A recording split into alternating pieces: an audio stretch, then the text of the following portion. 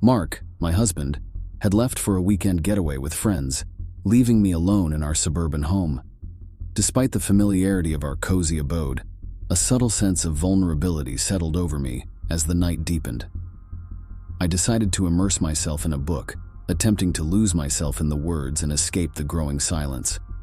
The pages turned, but the atmosphere clung to my senses, a thickness in the air that whispered a chilling tale of solitude. I glanced at the clock, and its ticking seemed unnaturally loud, a metronome counting down the seconds to an unseen event. Closing the book, I tried to shake off the unease, convincing myself that it was merely my imagination playing tricks. The house, though, had other plans. As I padded into the kitchen for a glass of water, a creak echoed through the hallway, a sound that sent a shiver down my spine. The silence that followed was oppressive, as if the house itself held its breath. I retreated to the living room, wrapped in a blanket, trying to find solace in the glow of the television. The muted screen flickered, casting an ethereal light that danced on the walls. Just as I began to relax, a subtle movement caught my eye. A shadow, distinct from the play of light, slinking along the edges of the room. My gaze fixated on the creeping darkness, frozen in place. The shadow seemed to pulse with a life of its own, weaving through the room like an elusive phantom.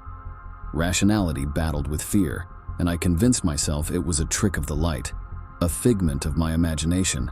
But then it stopped, coalescing into a silhouette that stood, unmoving, in the corner of the room.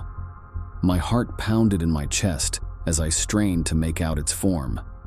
The shadow seemed to possess a humanoid shape, its features elusive in the dimness. Paralyzed with terror, I watched as it shifted, turning its faceless visage in my direction. A cold wind swept through the room, and the temperature plummeted. I mustered the courage to speak, but my voice emerged as a shaky whisper. "Who's there?" The shadow remained silent, an enigma in the darkness. The air grew heavier, suffused with an unspoken malevolence. Desperation gripped me, and I fumbled for the remote, plunging the room into darkness.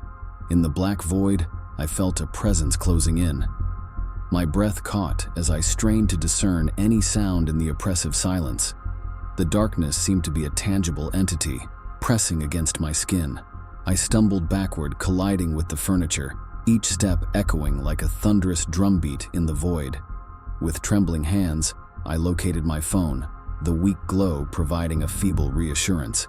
I dialed Mark, praying for the sound of his voice to dispel the oppressive silence. No answer. Panic set in, and I contemplated calling the police, but the thought of being alone in that darkness paralyzed me.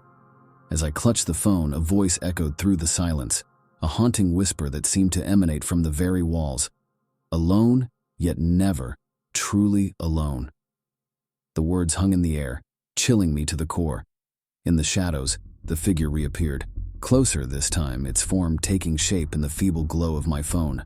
I stumbled backward, retreating into the bathroom and locking the door behind me.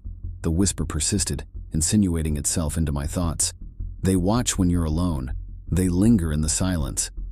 The voice seemed to be a chorus of countless souls, each utterance sending shivers down my spine. Huddled in the bathroom, I strained my ears for any sound that would signify the departure of the ominous presence. Time lost its meaning, and I remained locked in that small space, a prisoner to the relentless whispers. The house, once a sanctuary, had transformed into a prison of shadows. As dawn broke, the whispers receded, leaving me shaken and sleep-deprived. Mark returned later that morning, finding me pale and haunted. I recounted the surreal events of the night, but he dismissed them as the product of an overactive imagination. Yet, as he embraced me, a subtle movement caught my eye, a fleeting shadow in the corner, a silent reminder that the night's visitor hadn't truly departed. The whispers may have faded, but the house held its secrets, and the specter that visited in the silence lingered on the periphery of our reality, waiting for the next lonely night to return.